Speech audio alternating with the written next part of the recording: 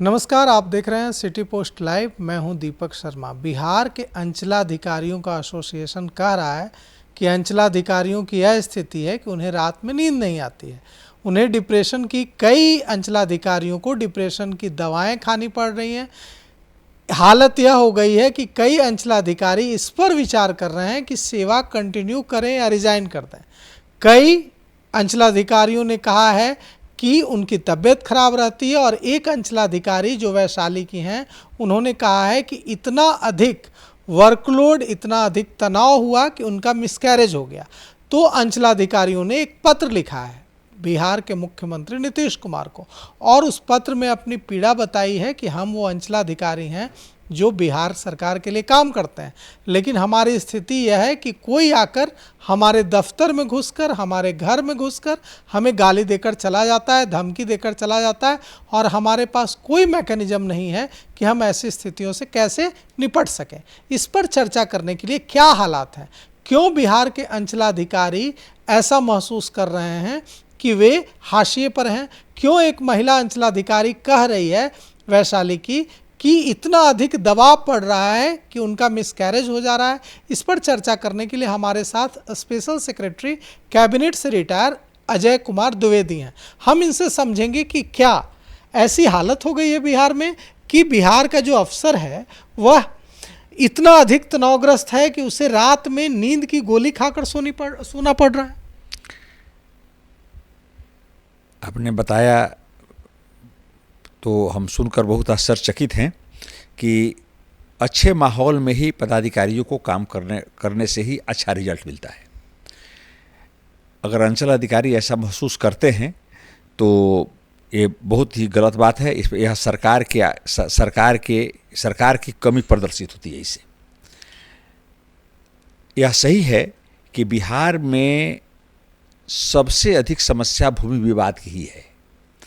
करीब कोर्ट में 60% से अधिक मामले जो केस दर्ज हैं वो भूमि विवाद से ही, या भूमि विवाद से को लेकर ही किसी न किसी रूप में, क्रिमिनल से लेकर सिविल तक पेंडिंग है। तो इसके लिए एकमात्र अंचल अधिकारी ही नहीं, इसमें रेवेन्यू डिपार्टमेंट के कई स्तरों पर इसका निपटारा होता है, इसलिए कई जगहों पर ये मामला बढ़ती है। जहाँ तक बात है अंचल अधिकारियों की, तो अंचल अधिकारी के पास ज़मीन का मैटर है, उनके पास कई प्रकार के और भी काम, विधि व्यवस्था से संबंधित, आपदा प्रबंधन से संबंधित और सभी काम रहते हैं। कुछ समय अभाव के कारण, समय पर कार्य निष्पादित नहीं होने के कारण कभी कभी उनको जनता तथा उच्च पदाधिकारियों के भी को भाजन बनना पड़ता है। अब देखिए ना, ऐसी स्थिति है कि वैशाली की जो अंचलाधिकारी हैं वो कह रही हैं कि इतना अधिक प्रेशर, इतना अधिक तनाव हुआ कि मिसकैरेज हो गया।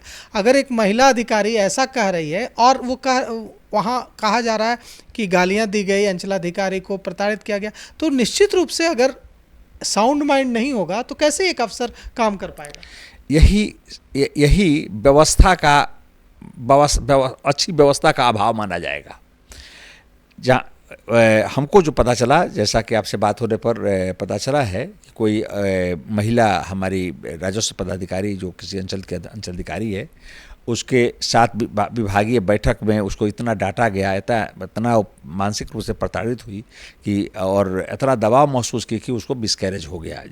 कहाँ तक यह सत्य है, यह तो सुनी हुई बात हमारे नज़र में है, लेकिन अगर ऐसा होता है तो ये दुर्भाग्यपूर्ण बात है।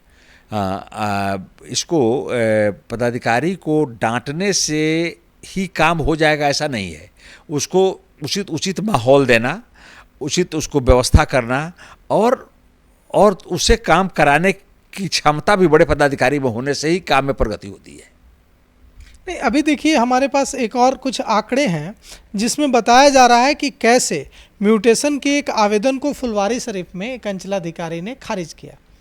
अब उसके बाद उनको सस्पेंड कर दिया गया। अब जो उनका एसोसिएशन है अंचलाधिकारियों का, वो कह रहा है कि अगर हम किसी आवेदन को खारिज करते हैं तो प्रक्रिया के तहत आप इसके खिलाफ अपील कर सकते हैं LRDC से, आप ऊपर भी जा सकते हैं। लेकिन उनका एसोसिएशन का कहना है कि अभी यह हो रहा है कि सॉफ्ट टारगेट हो गया है अंचलाधिकारी, और पब्लिक ओपिनियन यह है इतना खराब हो गया है, जनता के नज़र में छवि इतनी खराब हो गई है कि कोई भी व्यक्ति आकर जो दबंग है प्रखंड में, वो आकर धमकी दे रहा है और सुरक्षा के नाम पर हमारे साथ एक होमगार्ड होते हैं। हमारे पास सुरक्षा भी नहीं है, उसके बाद वे लोग कह रहे हैं कि हमारे पास आवास भी नहीं है। अब हम काम करते हैं, सबसे ज़्यादा क्राइम होता है भूमि को लेकर, और जो आंकड़े हैं उसके मुताबिक 75% जो मर्डर हुए हैं बिहार में वो भूमि विवाद की वजह से हुए हैं। हालांकि अब यह घट गया है और 45% हो गया है, लेकिन इसका श्रेय भी तो उन्हीं अंचलाधिकारियों को जाता है ना, जो ज़मीन पर काम कर रहे हैं, जो ग्राउंड लेवल पे काम कर रहे हैं। तो अगर भूमि विवाद को लेकर सबसे ज़्यादा मर्डर हो रहा है और भूमि विवाद सुलझाने का काम अंचलाधिकारियों का है, और वे अंचलाधिकारी कह रहे हैं कि उनके पास ना आवास है और ना उनके पास सुरक्षा है। आवास और सुरक्षा के साथ साथ आवास और सुरक्षा तो होनी ही चाहिए, हर आदमी को, इवन आम पब्लिक को भी प्रोटेक्टेड होना चाहिए। वो तो सरकारी पदाधिकारी है, उस पर नहीं कहा जा सकता है। जहाँ तक बात की अंचल अधिकारी को होने का बात, तो अब पता नहीं किस परिस्थिति में अंचल अधिकारी को सस्पेंड किया गया है। वैसे म्यूटेशन का केस क्वैसी जुडिशियल माना जाता है, अर्ध न्यायिक प्रक्रिया मानी जाती है उसको, अगर और उसमें अपील का प्रावधान भी है। तो अगर वरीय पदाधिकारी ने क्या सोचकर उसको अगर किया है, क्या आरोप उस पर और तरह का कोई आरोप हो सकता है, लेकिन न्यायिक प्रक्रिया में अगर जहाँ पर अपील का प्रावधान है तो सिर्फ उसी के आधार पर उसको सस्पेंड करने की कार्रवाई उतनी न्यायोचित प्रतीत नहीं होती है। सस्पेंशन एक ऐसा बात है जिसके बारे में सरकार कहती है या रूल कहता है कि उसी आदमी को सस्पेंड किया जाए जिसको डिसमिसल का चांस हो, अदरवाइज वो आधा वेतन भी लेता है, बरी होने के बाद उसको पूरा वेतन भी देना पड़ता है, और उसको और उतना दिन उसको काम भी नहीं करना पड़ता है। बिना काम कराए जितना दिन तक को सस्पेंड रहता है उतना दिन का वेतन देने के लिए सरकार बाध्य होती है। तो ये तो डबल पनिशमेंट सरकार की हो गई।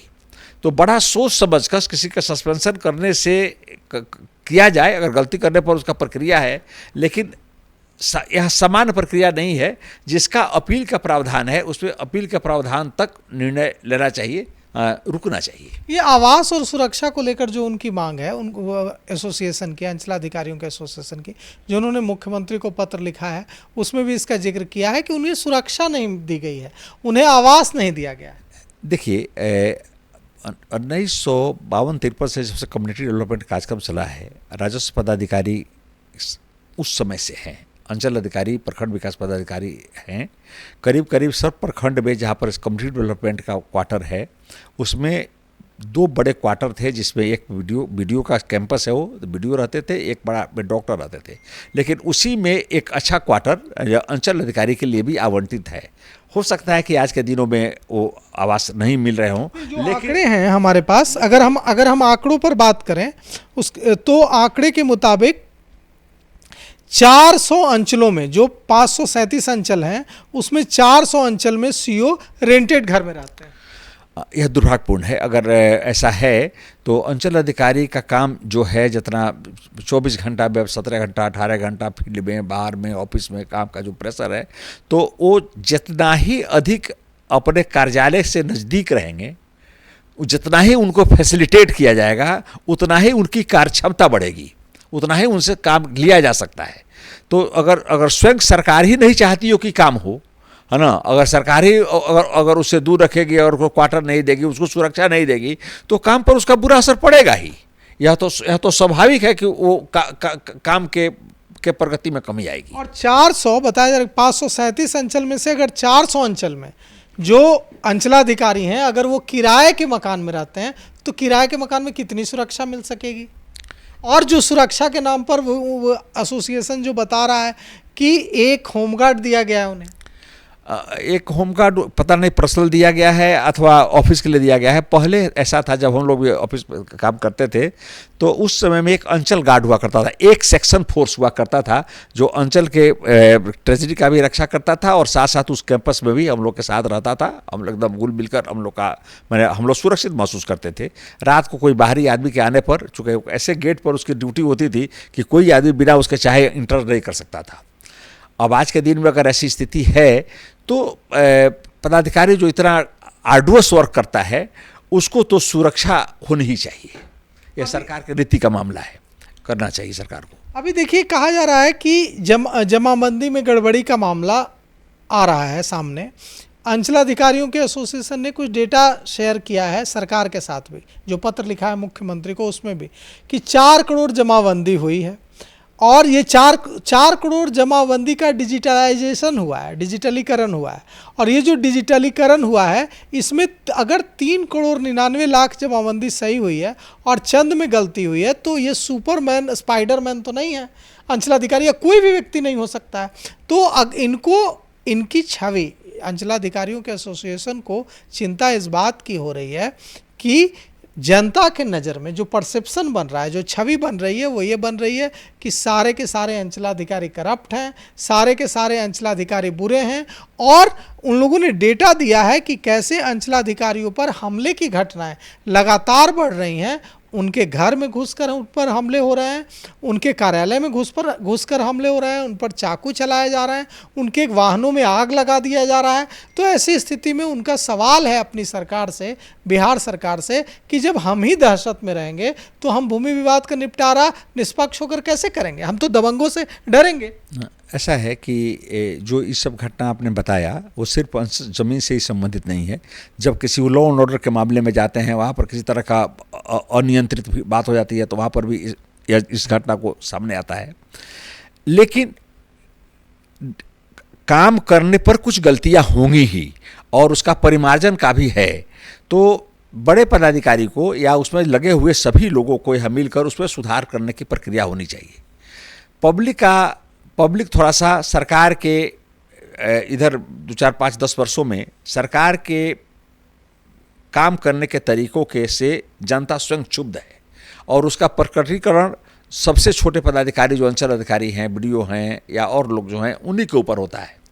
तो यह स्वाभाविक है, सरकार को इस पर गंभीरतापूर्वक विश्वास करना चाहिए। जनता का विश्वास सिर्फ अंचल अधिकारी से ही नहीं, यह पूरे प्रशासन तंत्र से हो गया है। अब देखिए ना, वो कह रहे हैं, उनका जो एसोसिएशन है वो कह रहा है कि हम मंत्री और अपर मुख्य सचिव से मिलने के लिए एसोसिएशन उनका समय मांग रहा है कि हम अपनी पीड़ा, अपना दर्द बताना चाहते हैं कि हम क्या फेस कर रहे हैं। उनको मंत्री से समय नहीं मिल रहा, अपर मुख्य सचिव से समय नहीं मिल रहा। नहीं, यह तो गलत बात है। हम तो मंत्री के बारे में उतना नहीं जानते हैं, लेकिन हम प्रधान सचिव के बारे में व्यक्तिगत रूप से जानते हैं। बहुत ही अच्छे, बहुत ही काम करने वाले, काफ़ी सहनशील व्यक्ति हैं। तो हम नहीं समझते कि अगर उनसे कोई समय मांगे तो वो आम आदमी से भी समय लेकर बात करते हैं। प्रधान सचिव का जिक्र उन लोगों ने नहीं किया, उन लोगों ने अपर मुख्य सचिव का जिक्र किया है। अपर मुख्य सचिव की बात करते हैं। अपर मुख्य सचिव महोदय जो यहाँ पर हैं वो काफ़ी बहुत सहनशील, बहुत लोगों से मिलने वाले हैं। दीपक प्रसाद जी नाम है उनका, दीपक कुमार जी। जी, दीपक कुमार जी बहुत अच्छे हैं।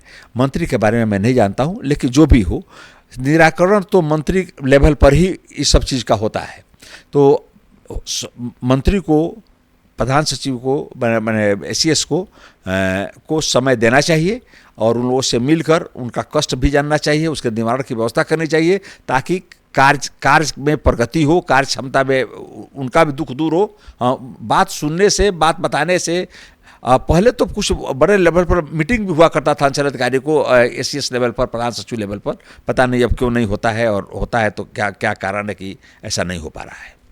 देखिए, ये जो आंकड़े हमारे पास हैं सर, उस आंकड़े के मुताबिक 1 साल में 15 अंचलाधिकारियों पर अटैक हुआ है। और इतना ही नहीं, अटैक तो है जिसमें कई लोगों को चोटें भी आई हैं। साथ ही वे कह रहे हैं कि हम जो जाकर भूमि विवाद सुलझा रहे हैं और मर्डर की स्थिति बन रही है, जो आंकड़े हैं उसके मुताबिक 75% मर्डर पहले भूमि विवाद की वजह से होते थे, अब इसमें कमी आई है। अब सिर्फ 45% संख्या घटकर आ गई है। मतलब अब बिहार में जो मर्डर्स हैं, जो हत्याएं हैं, उसमें 45% हत्याओं के पीछे भूमि विवाद है।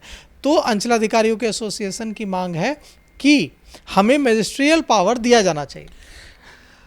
स्पेशल मजिस्ट्रेट का पावर तो उनके पास रहता है। स्पेशल मजिस्ट्रेट का पावर उनको एक्जीक्यूटिव मजिस्ट्रेट का, स्पेशल एक्जीक्यूटिव मजिस्ट्रेट का जो है सेक्शन, जो सीआरपीसी में है अलाउड, उसका पावर तो उनके पास रहता ही है, कभी जब जो उनको किसी खास काम के लिए दिया जाता है। जहाँ तक बात है कि भूमि विवाद के लिए जो थाना के साथ उनका जो एक बैठक अब नियम कर दी गई है, तो इसमें कमी जरूर आई है, लेकिन यह फुल प्रूफ नहीं है। अंचल अधिकारी के पास वही मैटर जाता है जिसपे कर्मचारी, उनके CIs वगैरह जो रिपोर्ट करते हैं, तो वो भी दूध के धोले उतरे नहीं हैं, है ना। बहुत लोकल पॉलिटिक्स, बहुत सारी बातें, बहुत सारे भ्रष्टाचार के नियमों का पालन करते, उनके पास ही मामला छन कर जाते जाते में बहुत फिल्टर्ड हो जाता है, जिसके लिए वो भी मजबूर हो जाते हैं। तो थोड़ा सा ध्यान देने की ज़रूरत है। और फिर भी हम इतना जरूर कहेंगे कि अच्छा माहौल बनाकर ही अच्छा रिजल्ट लगाया जा सकता है। तो अंचल अधिकारियों के साथ वरीय पदाधिकारियों की बैठक, मंत्री लेवल पर उसकी समस्या और उसके समाधान की व्यवस्था होनी चाहिए। लेकिन फिर भी जो जन का आक्रोश है, जो उनके छोटे छोटे बातों पर जो ज़्यादा समय लगता है, ज़्यादा बातें होती हैं, इस पर भी हमारे अंचल अधिकारी या ब्लॉक स्तर के जो पदाधिकारी हैं उनको भी ध्यान देकर उनके भी छोटे छोटे कामों में जो अनावश्यक विलम्ब होता है उस पर विशेष ध्यान देना चाहिए। तो अब जो अंचलाधिकारी कह रहे हैं, अंचलाधिकारियों का एसोसिएशन कह रहा है कि एक साल में 15 अंचलाधिकारियों पर अटैक हो रहा है, उन्हें रहने के लिए घर नहीं दिया जा रहा है, वे किराए के मकान में 400 अंचलों में किराए के मकान में अंचलाधिकारी रह रहे हैं। सुरक्षा के नाम पर उन्हें एक होमगार्ड का जवान दे दिया गया है।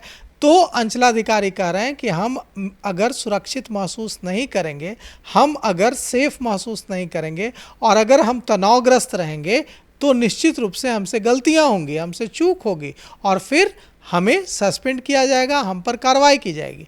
तो हम तो यही कहेंगे कि अच्छा माहौल दिया जाना चाहिए और उन्हें अगर आवास का प्रावधान है, वे क्षतिपूरक अवकाश की भी बात करते हैं कि बिहार सरकार के आदेश के बावजूद उन्हें क्षतिपूरक अवकाश नहीं मिल पा रहा है, आवास नहीं मिल पा रहा है, सुरक्षा नहीं मिल पा रही है। तो इन जो चीज़ें बिहार सरकार के प्रावधान में हैं कि बिहार के अंचलाधिकारियों को मिलनी चाहिए, अगर वे चीज़ें नहीं मिल रही हैं तो उनको ज़रूर दिया जाना चाहिए और तभी उनसे यह उम्मीद रखनी चाहिए कि वे इन संसाधनों का उपयोग कर बेहतर काम करेंगे, क्योंकि अंचलाधिकारी बेहद अहम कड़ी हैं बिहार के विकास के लिए। अगर उन्हें बेहतर स्थिति मुहैया कराई जाएगी तभी वे बेहतर आउटपुट दे पाएंगे। तो फिलहाल इस खबर में इतना ही। आगे की खबरों के लिए देखते रहिए सिटी पोस्ट लाइव। शुक्रिया।